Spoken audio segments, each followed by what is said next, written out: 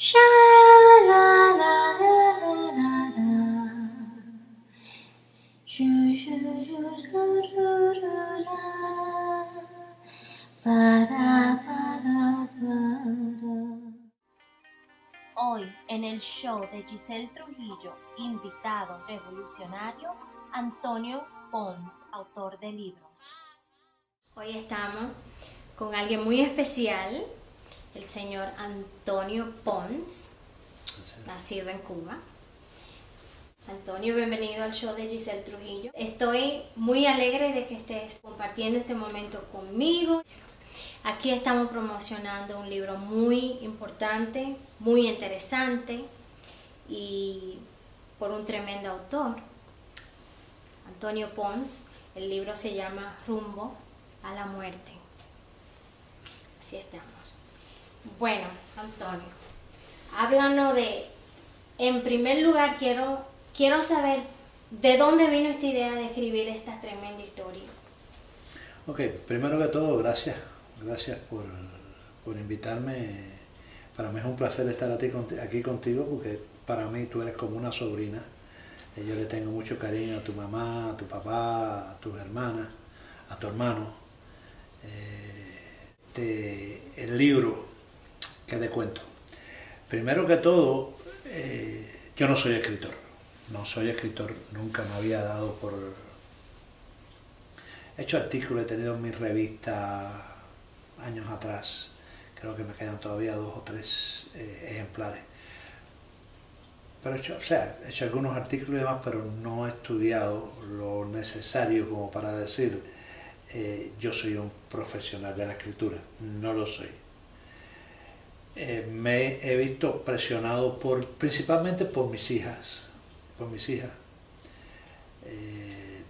Tania, la mayor, y Mayrita, que me han pedido, papi, has tenido una vida un poquito dentro de la violencia, ¿por qué tú no escribes todas esas cosas que a veces tú narras?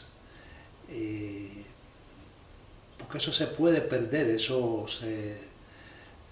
hasta la misma dictadura en Cuba puede hacer desaparecer todas esas cosas, porque eso son huellas que tú debes dejarlas escritas, porque si no eso desaparece con el tiempo. Yo decía, es que es muy difícil escribir un libro, no es fácil, y yo respeto demasiado a los escritores, me he pasado toda mi vida leyendo, como para querer inmiscuirme en el camino de ellos, pero presionado por ellos mismos, me puse a intentarlo. Y lo intenté y por fin, después de 4 años, y a esta edad, hace 4 años que lo comencé, a esta edad pues ya logré mi primer libro, que no va a ser el único.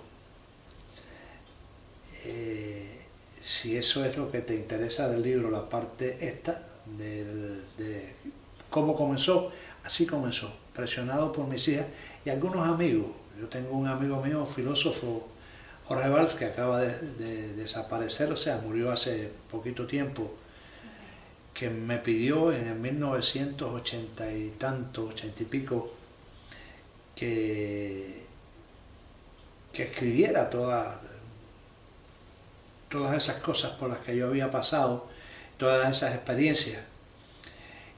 Y le dije, Jorge, no es fácil.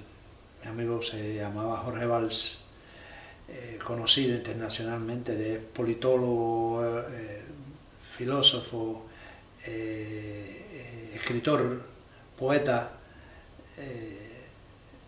o sea, tiene políglota, o sea, él tenía todos esos dones y era íntimo amigo mío. Él estuvo conmigo muchos años en la cárcel y vivió conmigo en Nueva York, y de ahí me salió la idea también de escribir. Y lo hice, al fin, con un poco de trabajo y demás, pero lo logré. Ya que está el libro en tus manos, te aclaro que son yo he entregado aquí, no he vendido ningún libro todavía, okay. Aunque está a la venta en Amazon.com. Sí está a la venta. Desconozco los que se han vendido porque mi hija es la que se ocupa de la parte esta. Yo sé que en la Florida han comprado unos cuantos y por acá también han comprado algunos en Amazon, pero de los que yo compré, de los que yo tengo bajo mi tutela, se los he dado a 4 personas nada más, y contigo la 5ª persona, que son son los únicos que voy a regalar. Afortunado soy. Porque tengo prohibido por mi hija Tania, que es la que se ha encargado de todo esto, de la parte técnica, que regale los libros. Porque dice que a mí no me lo regalaron, que a mí me lo vendieron y que yo no puedo regalarlo. Tienes razón. Entonces, negociante, muy negociante. Sí, ella es negociante. Me dijo, no vas a regalar ninguno. Entonces los controla ella. El libro consta se llama así, Rumbo a la muerte, y consta de 2 novelas. Una que es exactamente Rumbo a la muerte y la segunda, Guerra desde el mar. Wow. Tremendo nombre. El primero, o sea, Rumbo a la muerte, trata de un joven que a la edad muy joven, de 13, 14 años, se lanzó a la lucha por la libertad de su patria, que es la mía, Cuba. Nos conocimos en esa trayectoria de lucha. Yo también era muy joven, yo también tenía 14 o 15 años. Nos conocimos, fue una época muy violenta, nos conocimos en épocas violentas y nosotros éramos violentos. Nosotros hacíamos cualquier cosa por la libertad de nuestro país, porque se nos había traicionado la revolución que habíamos concebido como una revolución tan verde como nuestras palmas, como decía el dictador, y resultó que fue tan roja como la sangre que hizo correr en toda la isla. Ay, Dios mío. Sí, Orlando Montes luchó mucho. No voy a narrar el libro, no voy a decir nada, pero un jovencito, muy joven, que sufrió en carne propia la persecución de un sistema tan férreo como un sistema comunista. Fue ayudado por alguien de la inteligencia cubana, que lógicamente era de la inteligencia cubana, pero no era comunista, y ese hombre trató de ayudarlo. Y en el libro narro las epopeyas del muchacho, principalmente, que es en donde se dirige el libro. Esa es la primera historia, una historia cargada de amores y aventuras, ambas bastante fuertes. Posteriormente tenemos Guerras desde el mar. También un joven, no tan joven como el caso de Orlando, que desde niño lo criaron en el mar, en los barcos y demás. Se ve de buenas a primeras atropellado, la familia atropellada por la revolución naciente, y después de ciertas aventuras dentro del mar, abandonan la isla y van a Cayo Hueso, donde siguen viviendo de la pesca, pero no dejan detrás a su sufrida patria, y continúa el padre luchando por la libertad de Cuba. Al padre lo matan en el mar, hunden su embarcación, y el hijo, en definitiva no tenía, quería venganza, quería vengar al padre, porque pierde a la madre en Cayo Hueso, pierde a la abuela en un lapso de tiempo muy corto, y se queda solo y quiere vengar al padre, y esa venganza lo lleva a determinadas aventuras. En esas aventuras se encuentra con lo que fue la posibilidad de una tercera guerra mundial y él interviene en la búsqueda de pruebas para que hacerle saber al mundo y a los Estados Unidos de que habían misiles soviéticos puestos en Cuba apuntando hacia 3 ciudades muy importantes de los Estados Unidos. Y esa es la historia. Una historia también que trae sus aventuras fuertes y una historia de amor junto con ella. Muy interesante, wow. Entonces tiene un poco de todo. Tiene una mezcla, es una mezcla en Amazon.com, ahí donde se puede conseguir. Rumbo a la muerte. Sí, se llama Rumbo a la muerte por Antonio Pons. Correcto. Es ahí donde se puede conseguir. Yo pienso hacer una presentación el 9 de enero en el club de Union City, un club cubano que hay en la calle 38 entre Kennedy Boulevard y Bergerain Avenue. Y el otro es en Elizabeth, New Jersey, el club cubano de Elizabeth, New Jersey, que va a ser el día 27 de enero. 27 de enero, allá en el club cubano de Elizabeth, New Jersey. Esta segunda cita allá en el club cubano puede cambiar, puede que se haga un día después o un día antes, pero queremos hacer la presentación conmemorando el natalicio de nuestro apóstol de la independencia, José Martí, y vamos a aprovechar la fecha. Está bueno. Ahí te podemos encontrar con los libros, vas a hablar un poco de la historia de los libros, Voy a contestar preguntas, va a haber una presentación, quien va a hacer la presentación en el Club Cubano de Elizabeth. Hay 2 personas que quieren hacer la presentación y estamos...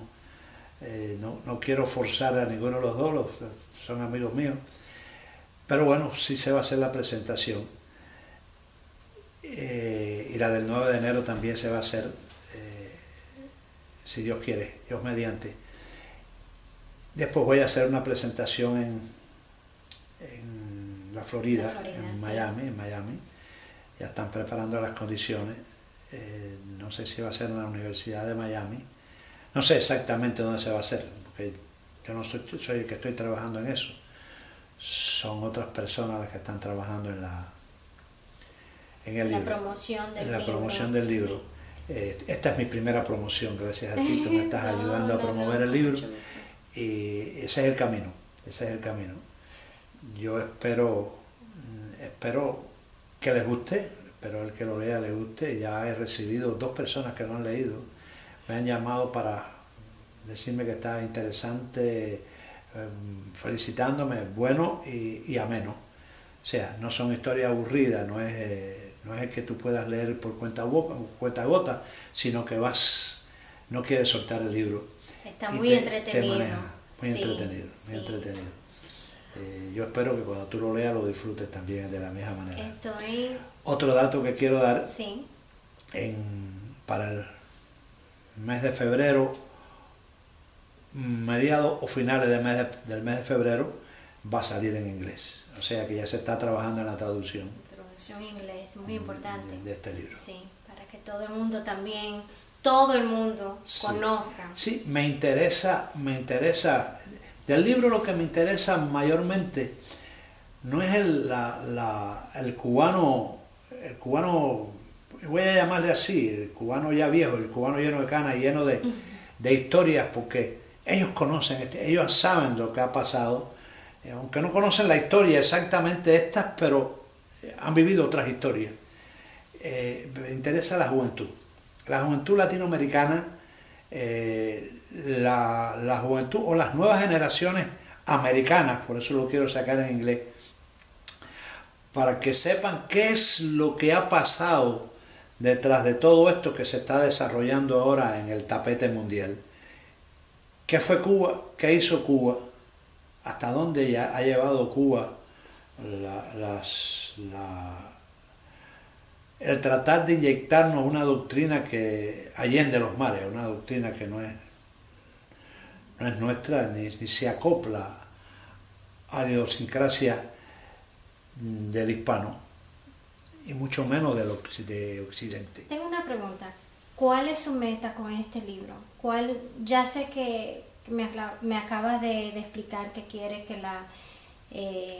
la juventud y la audiencia americana y los latinos que conozcan verdaderamente lo que ha pasado en Cuba.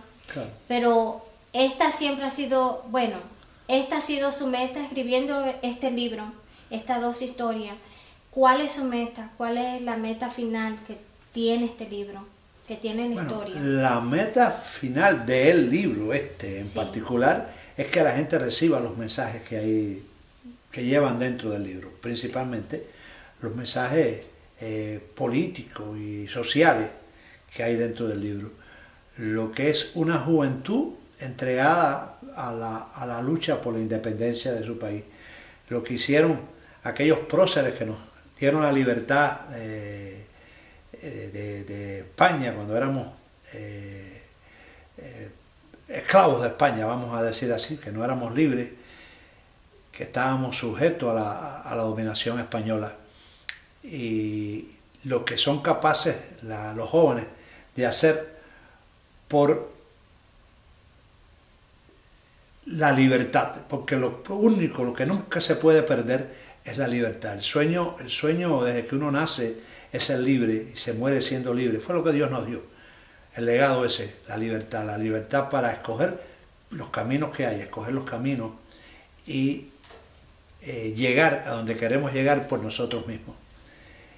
Y la pérdida de libertad es muy dura. Ahí se explica. Espero que esas juventudes que no vivieron el principio, que no conocen el pasado, porque hay un principio, pero también hay un pasado, lo que no hay es un final. Pero el principio está ahí, que es el pasado. Y lo que está sucediendo ahora tiene que ver con ese pasado. Que se vayan empapando, que la gente sepa qué es lo que hay detrás de todo lo que está sucediendo, principalmente en una islita como Cuba, perdida ahí en el Caribe, y qué ha sucedido con ella a través del mundo, que ha resonado en el mundo entero. Espero que les guste. Pienso que sí, que nos va a chocar mucho, como decimos nosotros en el Caribe. Me va a chocar mucho la historia. Mirando el libro, lo que más me ha cautivado mucho, mirar la portada del libro que tiene. Te la explico. Sí, por favor, porque es muy interesante. La portada trae 3 banderas, la cubana, la soviética y la americana. Sí. Y dice culpables, que no es el título del libro. Dice culpables porque estas 3 banderas han sido cómplices, han sido parte de la desgracia del pueblo de Cuba. Increíble. Esa es la portada. Desde que vi el libro, sabe que eso me llamó mucho la atención, porque es algo que está diciendo, confirmado, ¡pum! Ok, me hablaste del final, ¿cuál era mi final? El libro, principalmente que la gente lo lea, pero mi final es otros libros que son una secuencia de no es mi historia, como digo ahí, no es mi historia, yo no estoy hablando de mí todavía, quizás al final y antes de morirme. Lance un libro de su historia. Lance mi historia, pero eso no es lo que más me interesa. Me interesa la historia o las historias de los que han caído, de los que he dejado atrás, de mis compañeros fusilados, mis compañeros estudiantes, compañeros del barrio, etc., muertos, asesinados. Son historias muy interesantes y todas tienen una razón de ser. A eso es lo que quiero llegar, quiero seguir escribiendo. Bueno, esta es la raíz del libro, entonces. Esta es la raíz, el principio. Eso fue lo que me está desarrollando, porque, como dije antes, me costó trabajo comenzar a escribir. No tenía idea de cómo hacerlo. Perdón, una pregunta. ¿Cuánto tiempo te tomó escribir este libro? 4 años, llevo casi 5 años. Casi 5 años. Y lo que me interesa mucho saber, durante la escritura, cuando estaba poniendo las ideas, escribiendo la historia, indagando de muchas verdades, ¿verdad? ¿Correcto? ¿Cómo en esos momentos, qué sentía? Sentía, me imagino que mucho dolor, como recordando esos momentos que te llenaron de dolor a ti, a muchos familiares, de amistades que ha perdido en el pasado. Bueno, déjame decirte. ¿Cómo fue ese proceso? Déjame decirte. Primero que todo, perdón, ¿Sí? yo, no es mi historia, pero como digo en el libro, yo estaba allí. Yo no estaba ajeno a esto. O sea, son cosas que las conocí de primera mano, directo, no me las, a mí nadie me ha... O sea, la segunda historia sí me la contaron, pero me la contó directamente la persona, que vivieron el personaje principal de la historia. Sí me la contó, pero yo lo viví, o sea, yo estaba allí. No me fue difícil, lo que me fue difícil es llevarlo a novela. No quería narrar hechos porque se hace aburrido. Quise hacer, en las dos historias, quise hacerlo 2 novelas, y de los distintos personajes que componen las 2 historias los entrelacé para lograr la primera novela, y después hice lo mismo con la segunda para lograr 2 novelas. De las cuales, de ninguna de las 2 menciono nombres verdaderos porque me han pedido, principalmente en la primera, me han pedido que no puedo tocar sus nombres, porque hay cosas ahí que aún no han sido develadas por intereses del gobierno americano, de la CIA, no sé. Son documentos que no, y las personas involucradas no quieren aparecer con sus nombres verdaderos. O sea, los nombres todos han sido cambiados. Y como te dije también, y quiero aclarar esto, que esto es la raíz de lo que quiero seguir haciendo, lo que estoy obligado a seguir haciendo. Estoy trabajando buscando pruebas de muchas cosas que quiero llevar con pruebas. No me gusta, aunque las viví, me gusta probarlas. Aunque estaba allí, me gusta probarlo. De esto tengo infinidad de pruebas y de testigos que pueden dar fe de lo que he escrito. Y aunque esos testigos no quieren aparecer, yo estoy seguro de que si, llegado el momento, llegado el caso, si se hace necesario, se hacen responsables de lo que yo he dicho. Wow. Porque no todos están muertos, existen. Algunos. Muchos han muerto, pero hay otros que existen. ¿Qué piensas que va a pasar cuando muchos cubanos y muchos latinos y muchos americanos europeos, porque el libro está también. En Europa también. Muy importante. Y en ruso, cambiando el tema, en ruso, ¿no lo vas a escribir en ruso también, ya que... No me interesa mucho. No. Tengo cierta apatía por el idioma ese, no sé quién me lo pueda traducir al ruso, pero si alguien quiere traducirlo, claro, tiene que pedirme permiso. Un proyecto, sí, claro. Sí. ¿Qué piensa que van a pensar? ¿Cómo van a recibir este mensaje que hay aquí?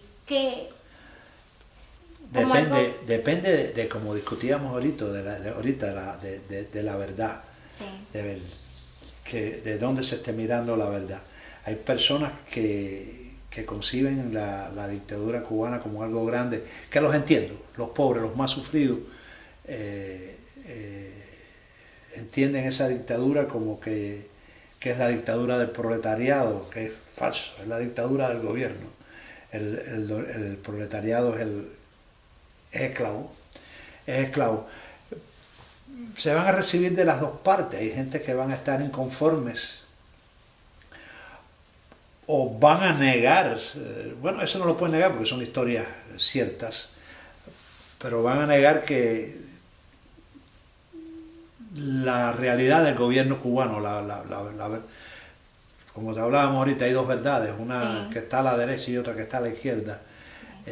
Nos conciben a nosotros los cubanos como gente de extrema derecha, que somos totalmente falso, que somos americanistas, totalmente falso. Yo llevo 35 años en este país y no soy ciudadano americano. Es totalmente falso. El cubano somos idealistas. Yo particularmente, por ejemplo, he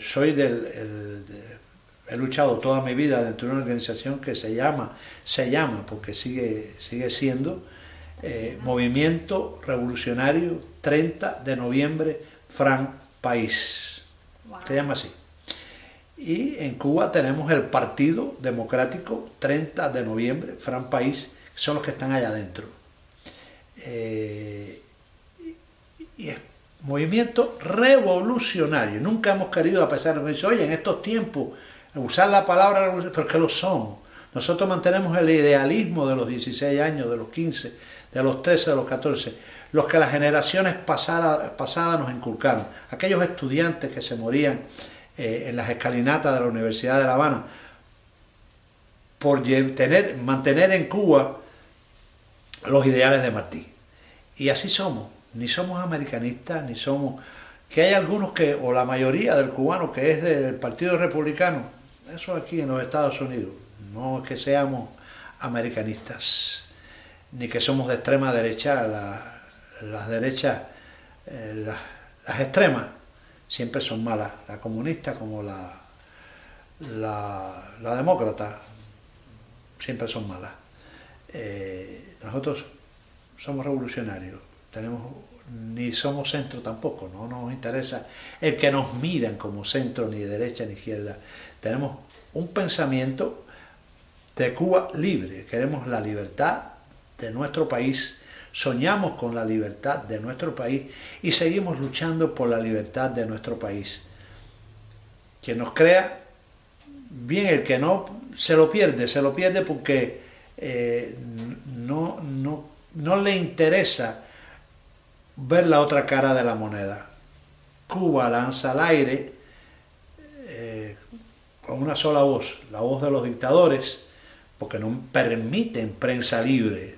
Como no se permite prensa libre, ¿qué cosa va a salir de un gobierno que es una dictadura? Que ellos son los buenos, que ellos son los mejores. Ningún gobierno del mundo, por muy malo que sea, va a decir las partes malas de ellos. No lo dicen, se las callan. Todos son buenos. No dicen cuánto han asesinado, si asesinan o no asesinan. No lo dicen, no lo mencionan. Si roban o no roban, no lo mencionan. Todos van a gritar al mundo que son los buenos de la película. Eso pasa con las dictaduras de derecha, de izquierda, pasa con todo. Cuba no se queda atrás. Cuba ha manipulado al mundo entero, principalmente a los sufridos, a los más pobres, a los más necesitados. Los ha engañado, les ha vendido una política que es la política de la miseria. Venezuela, por ejemplo, es el segundo caso. Y así todos los países que llevan el camino incluyendo el del socialismo 21, cada vez van más hacia la miseria. Eso es todo lo que puedo decirte sobre eso. Bueno, no es todo, pero bueno, parte. No sé que tiene mucho de qué hablar, compartir y no sé, cada vez que hablamos de Cuba, de los sentimientos y de lo que de verdad está pasando, es algo muy profundo, que no todos tenemos la dicha de conocer, y me imagino que este libro va a tener muchas de esas historias, porque eso tiene que ver mucho con las raíces de este libro. Me parece, Dime si estoy bien o mal en esto. Me parece como que tiene mucho dolor adentro por lo que está pasando en Cuba. Sí, el dolor no se nos quita. Por ejemplo, yo no puedo regresar a Cuba. El dolor no se me va a quitar nunca. Eso me va a llevar hasta... porque son muchos amigos que he perdido, compañeros de la universidad, compañeros... Yo no estaba en la universidad en Cuba, perdón. No, de secundaria y compañeros de las primarias también, porque crecieron y han muerto en la lucha. Sí tengo el dolor de haber sentido los gritos de Viva Cuba Libre en el momento que lo fusilaban, porque nosotros nos tenían encerrados en una escalera donde detrás, hasta la idea de la puerta esa, esos hierros, ahí detrás es donde los fusilaban, y los fusilamientos eran a diario, a veces eran 2, 3 y 4 al día, por la noche, siempre los fusilamientos se hacían a las 10 de la noche y a las 12 de la noche. Y nos lo sacaban, tenían los compas, estaban ahí, de pronto te llamaban por un micrófono y tú sabías para dónde ibas, tú sabías que ibas rumbo a la muerte, tú sabías que iban a matarte. Y nosotros sabíamos, nos quedábamos sin poder hacer nada, estábamos inertes, rabiábamos, llorábamos por la pérdida de ese compañero, amigo que se iba y que lo iban a matar. Pero ellos iban con una frente bien alta y sin miedo a enfrentar la muerte, porque sin miedo lucharon, y porque era por ideales, era por la libertad, y sin miedo murieron, gritando Viva Cuba Libre, y muchos de ellos Viva Cristo Rey. Dios mío, Antonio, no me puedo poner en esa situación, difícil, pero es muy... Es difícil. Porque...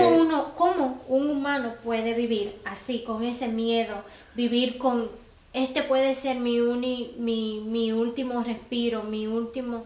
¿Cómo? Cuando yo caí preso a los 16 años, cuando me sacaron de los terribles centros de tortura de Cuba, que era el Departamento de Seguridad del Estado, en el año 1962, yo tenía 16 años. Tenía 16 años, y cuando salí de allí, que me montaron en una guagua que no sabía hacia afuera, y que me llevaron para la prisión de La Cabaña, yo pensaba, dije, bueno, aquí me fusilan, me van a fusilar.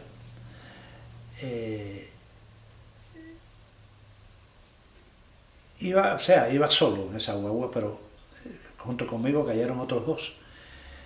Y siempre pensé que me iban a fusilar hasta que llegó el juicio, que yo era menor de edad, tenía 16 años. Justamente yo fui para La Cabaña. No, yo caí preso el 10 de octubre de 1962, y yo cumplí los 17 años el 22 de noviembre. O sea, octubre, al mes siguiente, yo cumplí los 17 años. Y te fusilan, en Cuba te fusilaban a partir de los 18, te fusilaban. Yo no lo sabía que te fusilaban a partir de los 18, yo dije, bueno, me van a fusilar. Dios mío. Por suerte, no me fusilaron, yo era menor de edad, pero me condenaron a 12 años de prisión, que a los menores de edad, en aquel entonces, si tú eras menor de edad, te condenaban hasta que cumplías 21, que era la mayoría de edad. Entonces estabas preso hasta los 21 y ahí te soltaban. Pero en mi caso no fue así, a mí me condenaron a 12 años. Me pidieron muchos más, pero bueno, realmente me condenaron a 12 años. El que estaba conmigo, no quiero mencionar el nombre, el que cayó preso conmigo, que también era menor de edad, lo condenaron hasta los 21 años. Y a un tercero que no era, pero casi no tenía nada que ver, lo condenaron a 12 años también. O sea que, pero es que da la casualidad que en Cuba las condenas no es porque hay un fiscal, un juez y un defensor. Yo cuando estaba en el juicio, el defensor mío, el que me estaba defendiendo, yo tuve que parar y decir, mire, yo no quiero que me siga defendiendo, porque usted parece el acusador en lugar de defensor. La revolución que es benévola va a portarse bien contigo, porque lo que te debían fusilar, esa es la defensa. Te debían fusilar, pero yo estoy seguro que van a ser benévolos. Y eso yo le dije al defensor, le dije al fiscal, le dije, yo quiero que este señor no me siga defendiendo. Es un abogado que le está costando a mi madre y mi padre, que no tienen dinero para pagarlo, y lo que me está es acusando, hundiendo. Di la verdad y di lo que hiciste, habla de lo que hiciste. Ese era el abogado defensor. Y así eran los abogados defensores de esa época, porque estaban haciendo el papel de abogado, porque mentira, todas las condenas, desde que te condenaron de lo mismo a 3 años, que a 30, o que te fusilaban, ya venían hechas. Cuando tú salías de los interrogatorios, ya el gobierno había dictado, mira, a este vamos a matarlo, a este hay que matarlo de todas maneras, a este vamos a echarle 30 años, ya las condenas venían hechas, todo era un... premeditado. Todo, no, un paripé de juicio, no había tal juicio. Sí hacían el juicio para decir que, no, que por la ley te fusiló, por la ley de Cuba,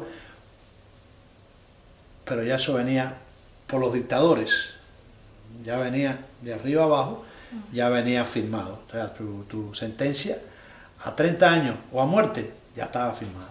Dios mío, pero ¿cómo una cultura puede vivir bajo un régimen tan ridículo? Podemos decir que es ridículo. ¿Cuántas páginas en total tiene tu libro?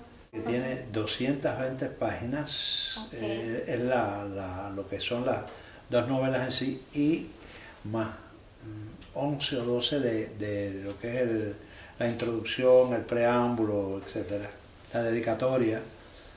Ok, 220 páginas. Y algo que quería saber, Antonio, ¿le dedica este libro muy especial? ¿Tu primer libro se lo has dedicado a alguien? El primer libro yo se lo dedico a mí. Si tú me permites, yo voy a ir a la dedicatoria, porque es muy corta. Es bien corta la dedicatoria.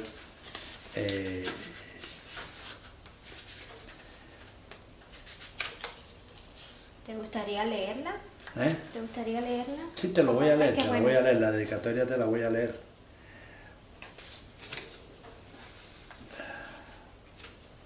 Porque es bien corta, por eso te la voy a leer. Dice dedicatoria: mis hijos Tania, Mayra, Cindy y Anthony saben que desde el día de sus nacimientos todo lo que he hecho ha sido para ellos. Mi esposa Mayra J. también lo sabe. Mis hermanos Ángel, Celia, Dulce e Ignacio son partes invisibles de estas historias. Ellos también han arriesgado sus vidas y han sufrido en sus carnes tanto o más que yo las crueldades de este sistema de odio que esclaviza nuestra patria. A mi amiga Belia Verdesia, quien fue parte activa de la guerra contra ese sistema de opresión y aún hoy en el exilio sigue entregada a la causa, casi sin tiempo disponible, desde la distancia, ella en Miami y yo en Nueva York, mediante el teléfono puso todo su empeño en ayudarme. Gracias, Belia. Doy gracias también a las personas de estas historias que aún están vivas y que me han permitido escribirlas con la condición de omitir sus nombres. Que Dios los bendiga a todos. Esa es mi dedicatoria. Qué bello. Esa es mi dedicatoria a mis hijos, mi esposa, y que entre paréntesis es dominicana igual que tú, bueno, tú lo sabes, es dominicana igual que tú. Y ha sufrido todos estos años también mi dedicación a la lucha, porque yo vivo dedicado a la situación en Cuba. Y ella lo ha vivido, o sea, porque yo sé que es duro y que ella ha sufrido mis desapariciones, o sea, el salir, dale para la Florida, dale para acá, dale para... Ella lo ha sufrido y me lo ha permitido. Ella, cuando le digo me voy, que tengo una reunión, no me pregunta dónde, pero ella sabe que voy a una reunión y que voy a... Entonces está integrado, tiene este grupo, mi organización. Su organización. Te digo que es mía porque no es que sea mía, sino... Es tuya, de todos los que están ahí todos adentro, los que estamos claro, inmersos en esta guerra dentro de esa organización. Sí, ¿qué me preguntaba de eso? ¿Cómo me encantaría estar en una de esas reuniones? ¿De qué hablan? ¿Puede? Bueno, depende ¿Puede compartir? a veces estrategia, táctica, qué vamos a hacer, qué podemos hacer, cómo podemos ayudar precisamente a los que están en Cuba, conseguirle dinero. Oye, no hay dinero porque nosotros no recibimos ayuda de nadie, nunca la hemos recibido. Fuimos la organización más grande que hubo en Cuba, la que más muertos tiene, y son miles. La que más presos tuvo, que eran muchos miles. Y nunca hemos recibido ayuda de nadie, nadie nos da un centavo. Todo lo ponemos nosotros, lo que nosotros hacemos, bailes, hacemos actividades, ¿sabes? Fiestas, celebramos distintas cosas. Y el cubano va, el cubano asiste, y otros extranjeros, hay muchos dominicanos que nos apoyan mucho y que van a las actividades para cooperar. Yo he tenido dominicanos que me han regalado computadoras para mandarla a Cuba, porque en Cuba no permiten computadoras. Increíble. En Cuba eso está el avance de la electrónica no llega, porque es como el pueblo se da cuenta de lo que está pasando afuera. Cuba vivía a espaldas de la realidad. Cuba vivía a espaldas de la realidad. Cuba creía única y exclusivamente lo que el gobierno les informaba acerca de Estados Unidos y del mundo, no de Estados Unidos y del mundo. Como de la misma manera puedo decir, y lo digo así a sotovoce, que aparentemente Cuba se pasa la vida hablando de los americanos. Siempre ha habido un acuerdo entre el gobierno de Cuba y el gobierno de Estados Unidos. Los servicios de inteligencia de Cuba y de Estados Unidos se intercambiaban información.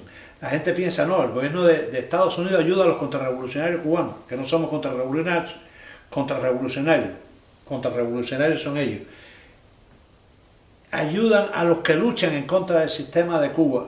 Mentira, a partir de 1962, cuando la crisis de octubre, que Cuba quiso llevar el mundo a una conflagración mundial, se firmó el pacto llamado Pacto Kennedy-Khrushchev, que lo firmó el presidente Kennedy, en lo que Estados Unidos se comprometía y cumplió al pie de la letra a no permitir que nosotros, los cubanos, que ellos, los americanos, no podían ayudarnos en nada, que nosotros no podíamos hacer ninguna actuación en contra del gobierno de Cuba desde territorio americano. O sea, que nos impidió la lucha. Seguimos luchando, nosotros no paramos, nosotros salíamos en lancha, etcétera.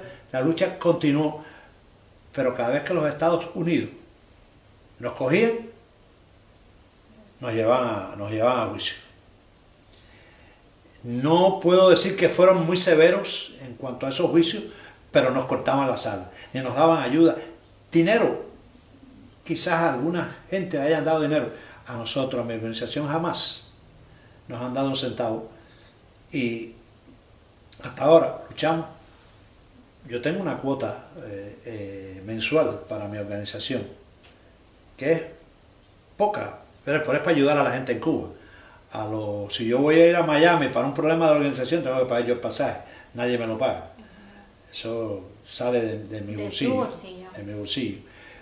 Pero tenemos que ayudar a la gente en Cuba, a los presos, a la familia. Recuerda, tienes que saber esto.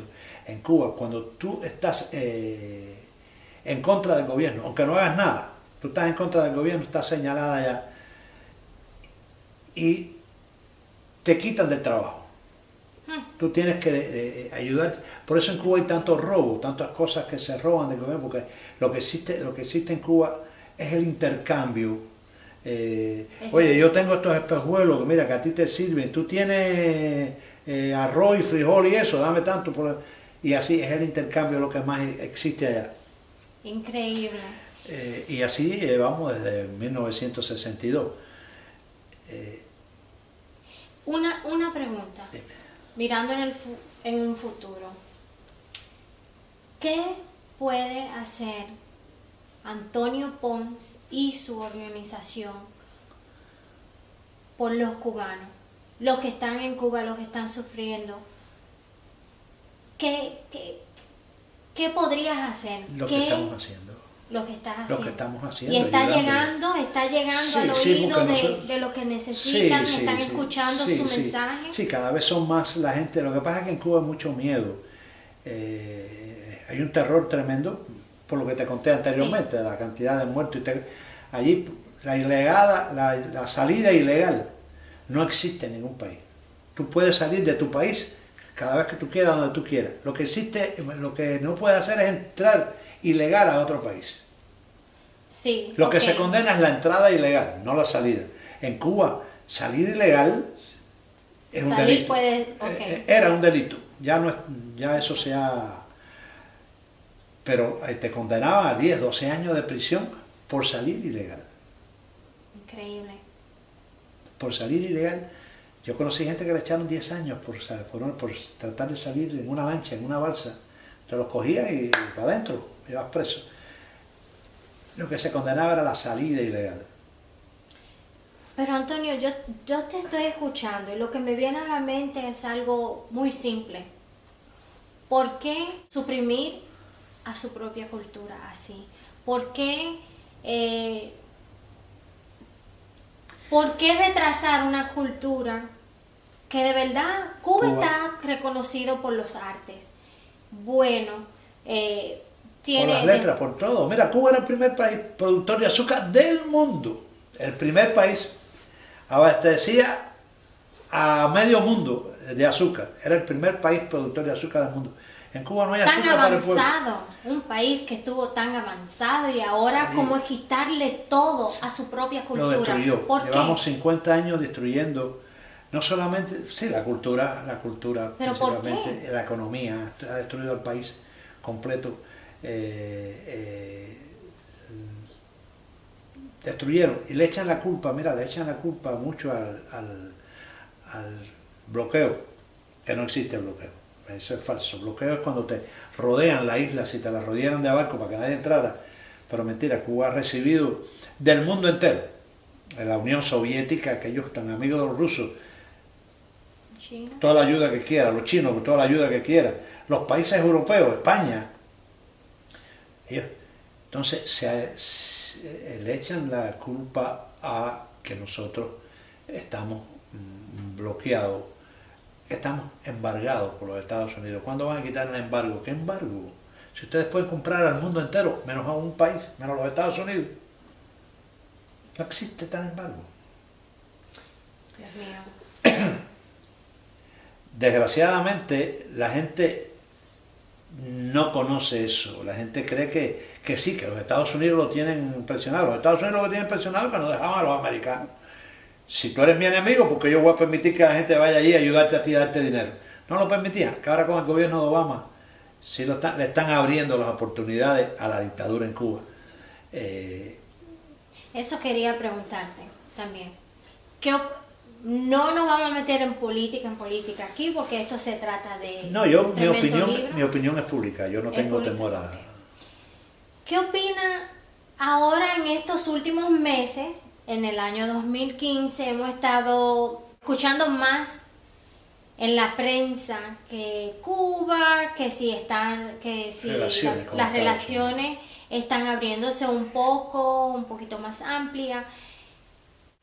Para nosotros los cubanos, el que le dieran esa brecha de ayuda a Cuba, porque eso es una brecha económica, abrirle el turismo, abrirle toda una serie de cosas, sin pedirle nada a cambio. O sea, Cuba sigue sin darle libertad al pueblo, Cuba sigue persiguiendo a las damas de blanco, Cuba sigue reprimiendo al pueblo, sigue dando golpes porque se ven, el gobierno no lo anuncia, no lo dice en la prensa, pero si vas al internet, a los pocos que mandan fotos de fuera, vas a ver cómo es la represión en Cuba.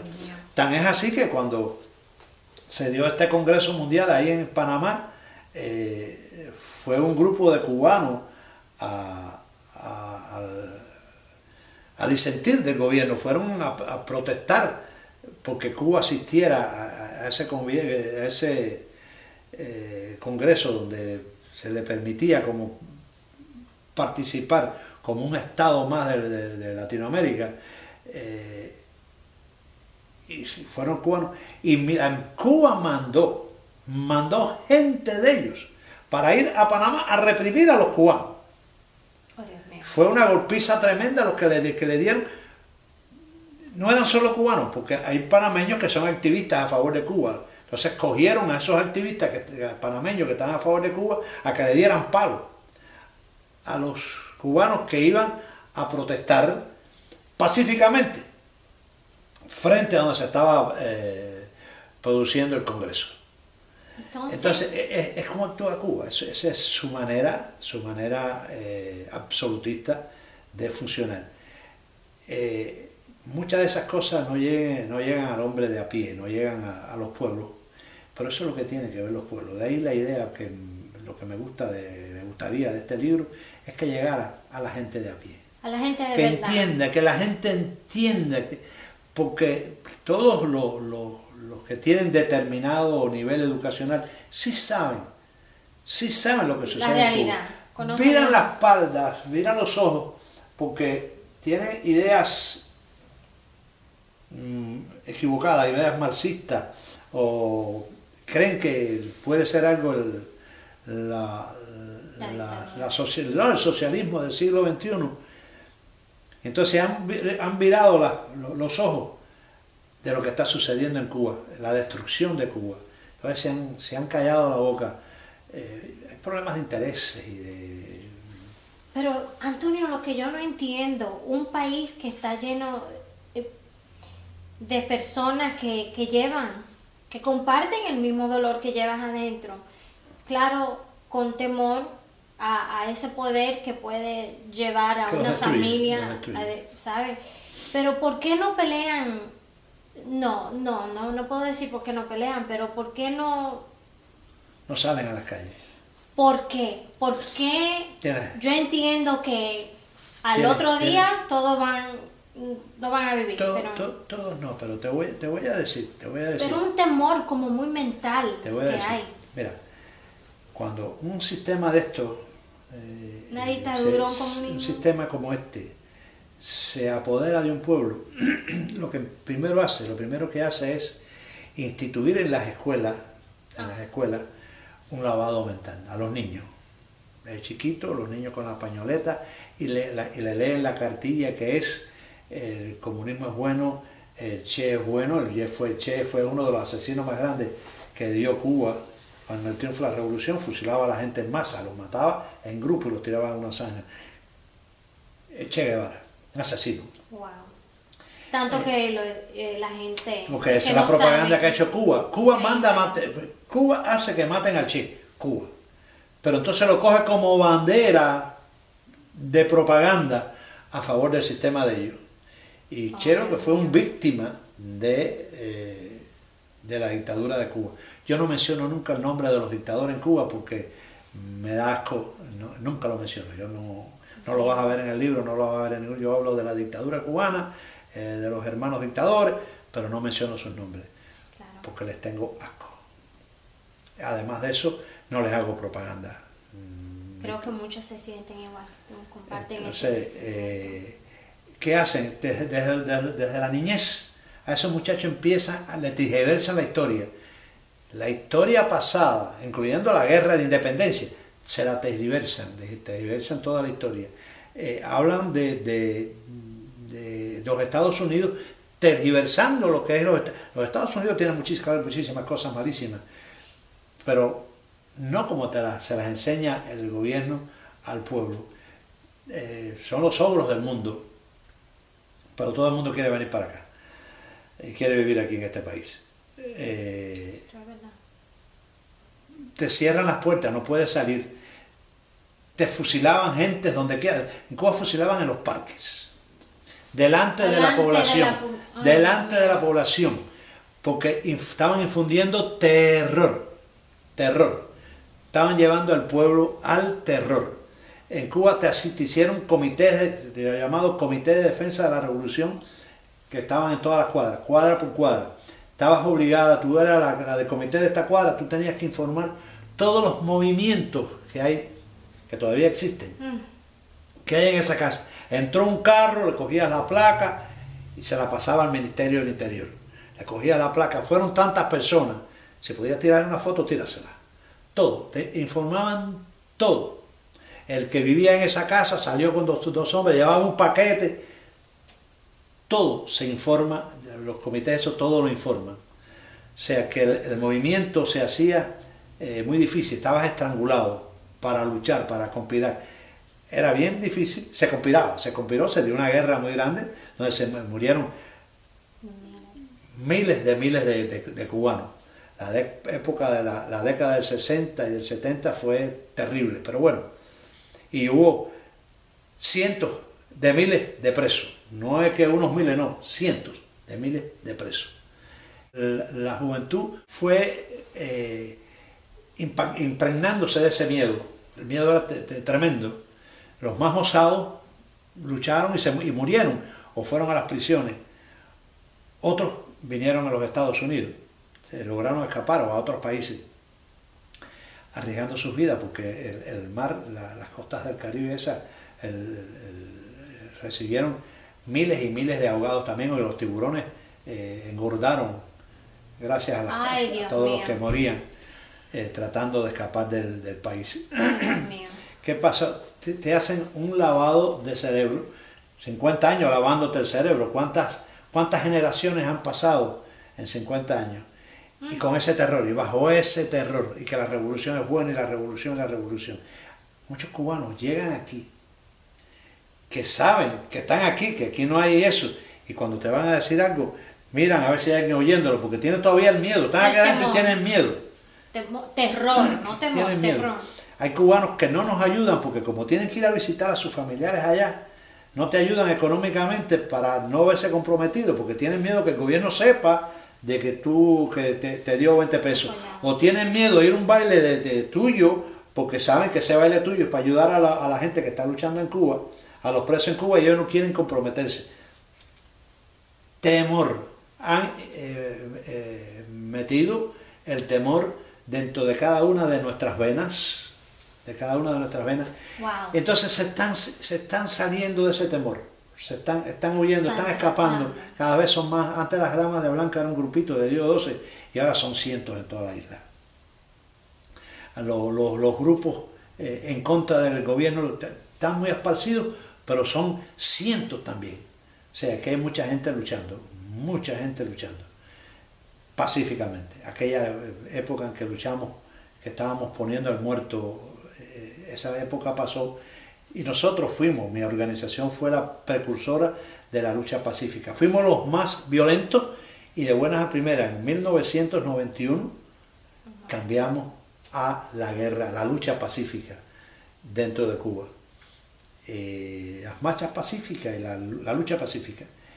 Y la hemos mantenido. Y de ahí se han ido sumando muchas organizaciones que han optado por la lucha pacífica, imitando a Mahatma Gandhi o a Martin Luther King en una guerra pacífica. La voluntad política fue reprimida en Cuba. Recuerda que un psicólogo fácilmente puede manipular, y Fidel manipuló al pueblo ese. De la misma manera que manipuló al mundo, y manipuló al pueblo. Entonces, políticamente ya no tienen fe en nada, no creen en nada, están aquí. Y te voy a poner un ejemplo bien reciente, está ahí mismo. Toda esa gente que está en Panamá, en Costa Rica, perdón, que no pueden cruzar por Nicaragua, porque Nicaragua, como es aliado de Cuba, y es otro país socialista del siglo XXI, no deja que pasen los cubanos y los tienen durmiendo a la intemperie, en el suelo, en el piso, que la única ayuda que reciben es la de Costa Rica, que ha ayudado a esos cubanos. Sí. Y son miles, no es que sean un grupo cubano, no, son miles de cubanos. Ya hasta hace unos días habían 6.000, y como dijo un vocero del gobierno, esos son delincuentes y eso. No, ahí son médicos, arquitectos, abogados, madre, todos, padre, hijo, humildes. Gente humilde que se están yendo, pero casi todos son profesionales, los mayores, casi todos son profesionales que se han ido con su familia. Han aprovechado que lo han mandado a Honduras para de ahí poder escaparse. Eso es lo que está sucediendo. ¿Por qué se quiere, si Cuba es un paraíso, por qué todos quieren irse? Porque no es un paraíso. A los comunistas directamente, los que son del gobierno de ellos. Ahora mismo se está dando una protesta en la Florida porque hay un señor que era un agente grande de ese gobierno. Del gobierno de Cuba, y ha venido a la Florida a vivir con su hija. Ya está viejo, el hombre está viejo, pero fue represor, fue dirigente, fue acosador del pueblo, todo lo malo. Y vino a vivir con su hija y se está protestando porque un señor que ha acabado, que ha ayudado a martirizar al pueblo, que se ha vivido... Yo quisiera llegar al grano con mi pregunta, Antonio. Lo que pasa es que yo veo que este gobierno, esta dictadura, este comunismo, como que ya está demasiado, pero demasiado hundido en su... Está tan lejos de la realidad. Su propio fango. Pero muy, muy lejos de una realidad que puede ser tan simple. Libertad. ¿Verdad que sí? Niegan la libertad. Están demasiado ya lejos. Entonces, yo lo que de verdad quisiera saber, ¿por qué a esta altura, a este siglo, por qué seguir retrasando una cultura que fue una de las más avanzadas que tuvo en su tiempo? América Latina, sí. Pero ¿por qué? ¿Por qué ya no pueden decir, mira, ya, basta, vamos a darle libertad, que trabajen, que tengan negocio, que sean profesionales, que sigan como doctores, maestros, que sigan en la música, en los artes? Porque yo creo, en mi sentido común, me dice a mí, que si lo hacen todo con más libertad, ok, pueden llegar a ser un país muy poderoso, como fue antes. ¿Por qué ese grupo, por qué esa dictadura están empeñados en seguir algo que está tan viejo? Tú tienes que entender que cuando un gobierno, no solamente de mi país, sino cualquier gobierno que tenga una dictadura, si abre una ventanita de libertad, por ahí se va todo el mundo. Se le va el poder. Ellos se aferran al poder. Ya no es una cuestión de fascismo, socialismo, como quieran llamarle. Están afincados al poder. Es muy rico vivir en el poder. No importa si el pueblo, el país está en la miseria y si no pueden comerse una langosta o un poco de camarones, ellos lo tienen, ellos no les importa, pueden. No miran hacia abajo. Entonces tiene que ver esto con dinero, más que poder, tiene que ver con el poder económico. Claro, el super yo, el ego de esa gente que han dominado un pueblo completo, una isla, han sido dueños de la isla, son los dueños de la isla, hacen lo que les da la gana. Y qué triste, porque se van a morir y ese dinero no se lo llevan. Los bancos de Suiza, Chile, España tienen billones de dólares de Cuba, de los potentados en Cuba. Ahora que están abriendo negocios, que están los que dirigen los negocios, los dueños de los negocios son los generales mismos del sistema. Los mismos generales del sistema son los que controlan los negocios que ellos están abriendo para hacer una política de apertura a su economía, no una apertura política, no, una apertura a la economía de ellos, como China, y tratando de imitar a China o a Vietnam o la Unión Soviética. Bueno, eso está difícil. Entonces, es una ellos lucha, ellos no te dan la opción para que consideren la libertad o un poquito de libertad como principio para ayudar al pueblo. No, mientras más cerrado lo tengan al pueblo, más seguros están ellos de ellos mismos. Entonces podemos decir que en un sentido esta dictadura puede ser que tenga mucho más temor más temor del temor que sienten su propia gente, porque son un grupo de... Claro, tienen el temor de que si hay un cambio, ellos saben la represalia que puede tomar el pueblo, y no nosotros, no los que estamos combatiendo de frente a ellos, no, el pueblo ese angustiado es el que puede tomar la represalia, nosotros no, nosotros lo que queremos es un cambio pacífico, nosotros estamos buscando libertad, pero que no haya asesinatos, que no haya crímenes, acabar con todo eso, buscar un arreglo de la economía cubana, pero no que se queden los dictadores, no que se quede la mafia esa que está gobernando Cuba, que se vayan. Ya tienen bastante dinero, ya que se vayan. Se pueden mudar demasiado. a otro planeta si quieren. Que se vayan para la luna. Bastante. Los que han cometido crímenes, nosotros los vamos a perseguir con los tribunales, donde quiera que estén. Los crímenes sí hay que perseguirlos, porque son muchas madres que están sufriendo, que siguen sufriendo, como hace poquito se murió la mamá de Robertico Infante, que le fusilaron a su hijo de 22 años, que va a estar en una próxima historia. Muy bonita la historia, muy bonita. Ella acaba de morir, pero murió con el dolor del fusilamiento de su hijo hace 55 años atrás. Wow.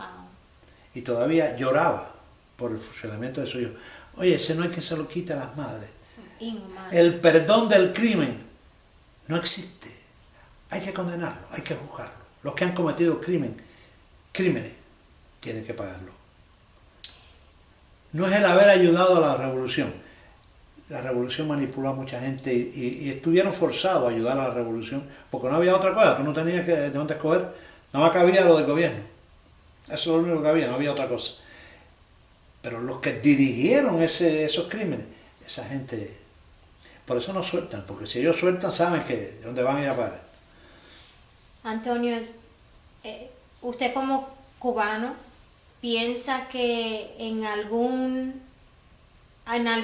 parte de esa dictadura, los que trabajan ahí, los que son muy parte de eso, cree que, vamos a suponer que lea su libro, cree que le va a llegar, le va a chocar en el corazón? No, porque hay muchos libros que ellos no tienen corazón. Cuando tú estás en esa posición no hay corazón.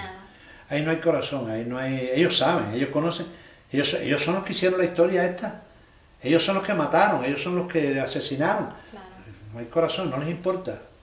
Y si tienen que seguir matando, van a seguir matando. Increíble. Yo todavía... No existe el corazón. Es por lo que yo te decía... Se me hace muy difícil. Por lo que yo te hablaba ahorita de las fieras. Ok, sí, los humanos y las fieras. Nosotros nos llamamos humanos porque nosotros tenemos el verbo. Y como fuimos los creadores del verbo, nos hemos llamado nosotros humanos. Y las fieras, como no pueden hablar, pobrecitas, son las fieras. No, las fieras son los humanos. Y nosotros somos las fieras. A nosotros que nos debieran llamar fieras. Ahí tienes lo que está pasando en el mundo. Ahí tienes toda la historia.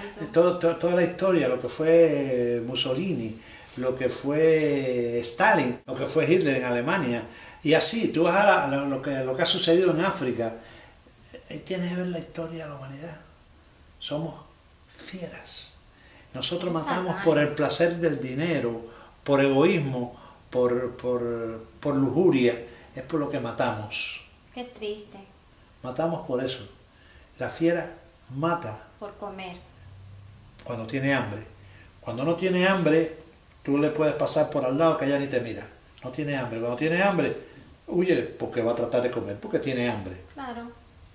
Nosotros no tenemos hambre, matamos por placer. Egoísmo. A veces hacemos por egoísmo, a veces cogemos y matamos a un puerco, a un animal. Fíjate, no ya a la persona que la asesinamos. Cogemos un puerco y y lo matamos. La fiesta, pam, pam, pam, quedó un pedazo de puerco unos cuantos días, pam, para la basura. ¿Hemos asesinado a un animal para comer? No, ha ido para la basura. Los animales no, los animales cazan la fiera, cazan a otro animal, se lo comen y dejan para que los demás coman, se lo comparten. Entonces dejan que venga el lobo, que vengan otros animales a comer de eso que ellos abandonan. Esa es la naturaleza. Esa es la naturaleza. Nosotros no, nosotros somos egoístas, nosotros botamos en la basura. Ay, no me hables de eso, porque tú sabes, otro tema. Es un tema, pero extremadamente grande, tienes razón. Ay, Antonio, hemos tocado mucha... Sí, gracias a ti, gracias a los que van a escuchar y van a ver. Gracias a los que lean el libro. El espíritu crítico tiene que estar siempre presente. Hice ahí lo que pude. Ese ha sido mi trampolín de avanzada. Nunca había hecho nada como esto y esto me ha servido de escuela. Vamos a ver qué puedo traer más adelante. Espero que sea algo mucho mejor. Yo creo que... Aunque lo que he recibido hasta ahora es felicitaciones por el libro. Claro, pues esto es grande. ¿Cómo te sientes? Una pregunta que te quiero muy hacer. Muy contento de haber complacido a mis hijos. Sí, pero ¿cómo se siente Antonio Pons? Antonio Pons se siente obligado con sus mártires y que no puedo dejar que pase desapercibido a la muerte de ellos. Es levantar sus nombres y dar a conocer por lo que pasaron y lo que sufrieron. Entonces, un pequeño alivio. Sí. Un pequeño alivio y le estoy dando, y es entregarle algo a la historia, que la historia que nos sigue a nosotros no se pierda la verdad de lo que ha sucedido, sino que reciba la otra cara de la moneda, no la que dice la dictadura, sino que todas las monedas tienen dos caras. Sí, tienen dos caras. Wow. Que se escuche las dos partes, no una sola parte.